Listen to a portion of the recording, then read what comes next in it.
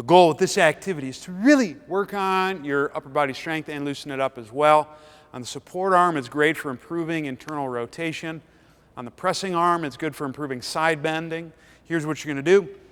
Cable's going to be in the lower section. In terms of what you're going to do in position, you're going to get quadruped on elbows, just like so. You want to put some sticky notes underneath the base of the wrist, just like that. And you're going to be pressing through the wiggly part on the side of the wrist and the base of the index finger.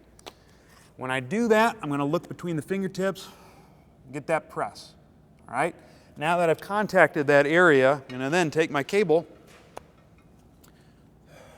get the exhale and press, lift the arm up, I'm looking a few feet ahead, breath of air in, exhale, reach as far as you can, rinse and repeat.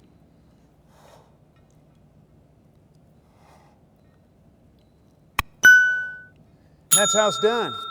Give it a shot.